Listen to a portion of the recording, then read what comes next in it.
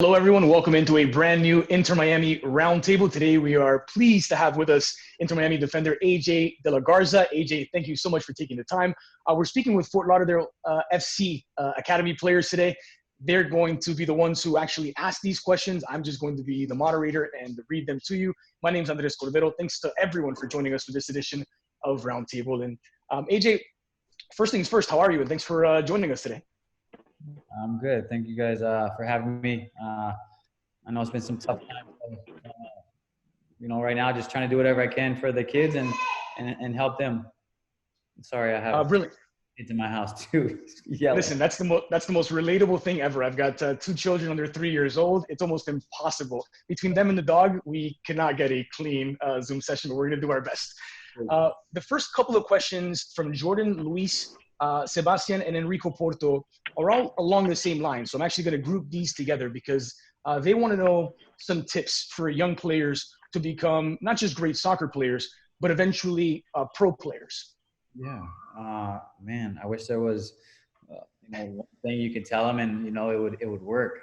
But it's a lot of things that I think culminate to be a professional soccer player. And it's obviously hard work, dedication, some type of talent, skill, and but I think for me, it was all about my work rate. I wasn't the biggest, fastest, strongest, most technical player, but when I was out on the field, man, I was I came with a lot of tenacity. So it was persistent as well. So I hate to lose. So that's kind of what got me, I feel like, to where I am today.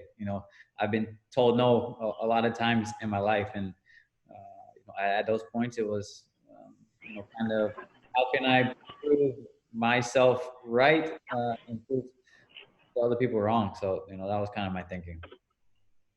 Enrico actually went as far as to ask how he could play for Inter Miami. I think he wanted you to pass along Paul McDonald's number in hopes that it could work out at some stage. Here's a question from Henry Tompkins, who wants to know if you could go back to being a youth soccer player, what would you do differently? I would have a left foot. I would go clearly left-footed. Yeah, that's what I would do. I would probably work on my left foot more than I can and did back then, because now it's a little too late for me. But yeah, that's what I would do. You're a 3-time MLS Cup winner, so with a better left foot, what, 5, 6 MLS Cups? Exactly. You can always be better. So. Yeah. Here's a question from Garsh. Actually, I'm not sure this is answerable, but he wants to know, when are we going to have a game with Inter Miami in Broward County Stadium? So I guess I'll turn that around into you're relatively new to the area, having spent so much of your career in MLS in other cities. What's been your experience, in the before times, before everything was locked down with South Florida? And I still continue to enjoy it, even though we're all locked down. It's been beautiful weather, and it's a beautiful place with amazing people. So, the little that I've got to see, I've already fallen in love, and it almost feels like home. I was in Los Angeles for 8 years of my life, and that's kind of where I feel like I grew up. From being from a college kid to a really a man who was married and had kids. So that to me felt like home, and this resembles that. It's a little bit hotter, but I'm enjoying it. We've got Bobby, who I believe is on the call. Bobby, would you like to say hi? Bobby's gone quiet on us, so I'll ask the question for Bobby. He wants to know what a good practice routine is for a kid who wants to become a professional soccer player. So when you were around this age, what was your soccer life like? Soccer was all I did, almost 24/7. So, like I said, I had to sacrifice a lot. So I had to sacrifice the friendships and, hanging out with friends to, going out on my own to parks. My parents just dropping me off there and playing sometimes by myself, or at home kicking the ball, off the wall, and just getting some touches in that way. But yeah, that's for me. I think a tip would be, especially when I was younger, we were only training, 2 times a week maybe, and then play on the weekends. So a coach told me that's not enough for you to get to that next level. So, it's an everyday thing. So, how can you be doing drills at home they're going to get you better? And can you be working on your weak foot like I should have done when I was little? There's a cliche about football that, it's a love affair between a boy or a girl and a ball. And I think that's incomplete. I think it's a boy or a girl and a ball and a wall. Because whether it's you, we heard the same from Luis Robles in the chat we had earlier. I know even Diego Forlan, Uruguayan icon, like well into his 30s, was still outside of his house kicking the ball against the wall. Yeah, I think that just gives you some almost realistic,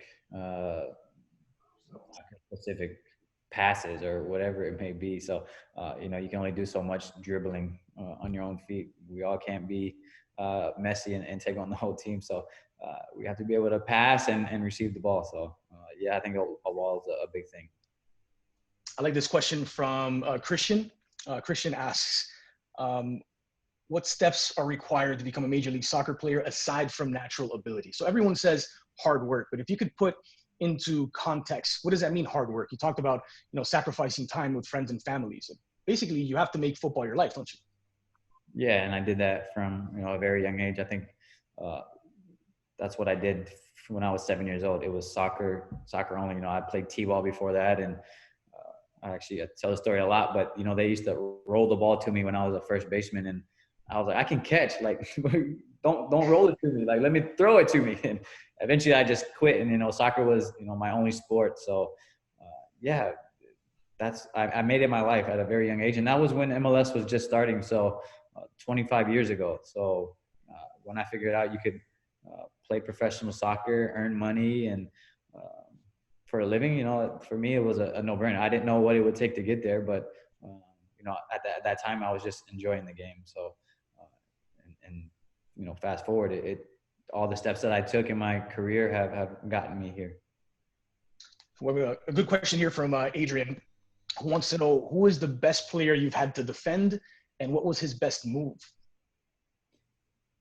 Oh man, on paper, I've had one-on-ones with Ronaldinho and Cristiano Ronaldo, and played against Barcelona quite a few times, but specifically in MLS, man, for me it was when I was a center back. I'm 5'9", so back in the days, Alan Gordon, who is 6'4", 200 something pounds, San Jose used to dump balls in because he was so much bigger than me, and he can just win every head ball. So that's who I struggled with the most. And technically though, I think Steve Zakawani, who I was just reading his Instagram story. He broke his leg. I don't remember how many years, 5-6 years into his career, and it ended his career. But he was a very good technical player and fast. So he could do a step over and just take off. And not many people in the league could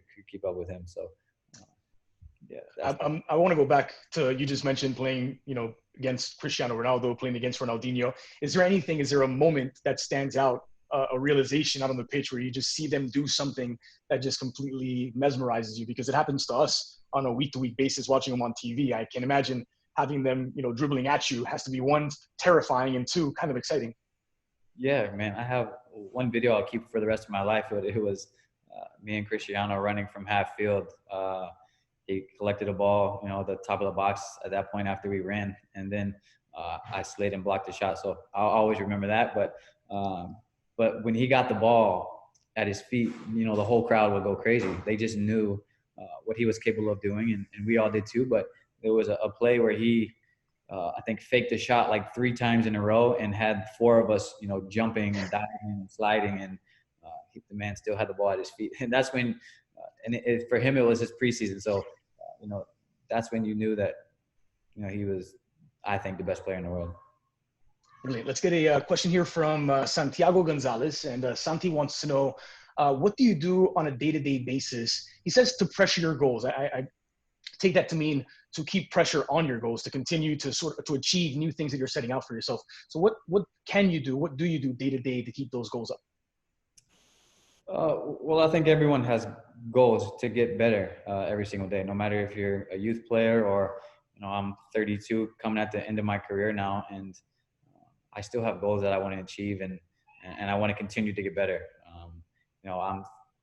I've been playing defense since I was 14 years old, only defense since I was 14, and now I'm 32, and I'm kind of in a new role. So, I'm playing defensive mid, which is a totally different position and a whole new set of skills. You have to be aware of everything at all times, and be able to play under pressure and play 1-2 touch and check your shoulders and all that. But right now it's just about learning. And during this quarantine, I've been able to learn a lot from that position with the coaching staff and all. They give us video and kind of homework to do, just watching videos and analyzing other players. So at 32, I'm still learning, and there's never a time where you stop learning. I don't think so. Can you build on that a little bit? Because I'm fascinated by players changing positions, especially advanced in their careers, because literally your field of view is different. The things you have access to on the pitch are different. And so can you talk about that challenge? Yeah, I think that's the biggest thing, is your view of the field is different. As a center back, you see everybody almost at all times, unless you're doing something you're not supposed to be doing.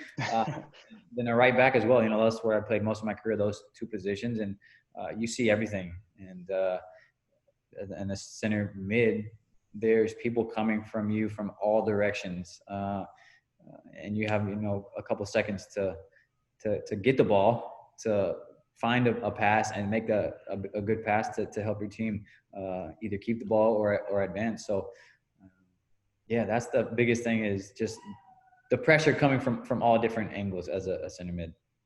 Right. Here's a question from Arthur.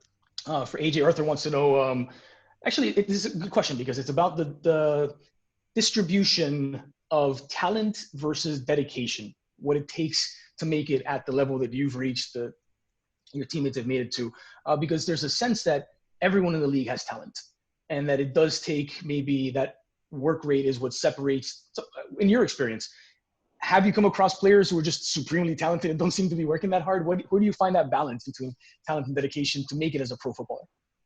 Yeah, I think there's there's people on both sides of that. There's people who I grew up with who had way more talent than I did, technically and all that, but they weren't really up there in the brain category. They wanted to do other things other than playing soccer. They didn't want to sacrifice the partying or hanging out with the friends or girls or whatever it may be, and they kind of lost their focus. And then you have players who are maybe not as talented and have a lot of dedication, and they make it to be a professional and play 12 years. So I describe myself, but no. That was oddly specific. Yeah, there's people on both sides, so you have to find a balance, and everyone's different, so everyone's gonna have a different balance. But I've seen a lot of talented players make it to MLS, and at that point they were just comfortable being there, and it wasn't enough for them, or it was enough for them just to be there, and they didn't want to crack the starting lineup or more. So some people have different goals, I guess. This is an interesting question here from Rowan, who wants to know what suggestions you have in terms of communication on the pitch. Now, I think one of the things that for those of us watching on TV or watching from the stands, you often don't see just how important that communication, verbal and nonverbal, is during the match between players, and how there are players who are so important to a team because of that communication. Guys who give cues on when to press, when to fall back, guys who have sort of an understanding and can guide the rest of the team. So what suggestions, or to what extent can you speak about that communication on the pitch? Yeah, I think that's probably one of the most important things in soccer, because it's a team sport. So, for me being a center back, I was, growing up, I was probably the shyest kid you've probably would have ever known. I didn't talk much, didn't say much, didn't do much. I just wanted to go out there and play soccer and be quiet. But you quickly learn when you play against better quality, and you move to the higher ranks from club to college, and then college to the pros. The communication has to be there for a full 90 minutes too. So there's never a time where, you can be quiet. For me, growing up and now being in the league for 12 years, I find it, that's a big quality. So, obviously we have a lot of Spanish speakers on our team and English speakers. So, sometimes it's just saying a name though that makes the player in front of you just check his shoulder. So I think that's a big thing. And yeah, that's what I got. Maximo has a question here for you where talks about there's a lot of Inter fans across the United States. The question is about whether you're excited or how excited you are to play in front of home fans, which is something that we don't know when we're going to get a chance to see. But I will let you speak on that in a moment. I'm also curious, though, when you see how the team was received in LA in that first game and in DC as well, having that sort of support from fans that far away from home, how was that? Yeah, I think that was one of the top reasons, I chose to come to Inter Miami. They had a fan base without having a team, and they've had a fan base for years. So, that's what I want to enjoy. I left Houston last year, and I said this year I might have a couple years left. I want to go somewhere, and you walk out to a full stadium and you get the chills, and those are the games that I think a lot of players thrive in and want to be in. And Inter Miami checked all the boxes, facility wise and stadium wise and ownership wise. But a big one would be if they didn't have any fans, would it be fun and entertaining? And at the end of it, it probably wouldn't. So the fans are who we play for, and we can't wait to get out there and play for them. I love this question here from Rossi Pantoja, who asks, did you go through slumps where you found you needed new sources of motivation in order to get out of a particular funk? What did you do? How do you sort of mentally break through those sorts of moments in your career?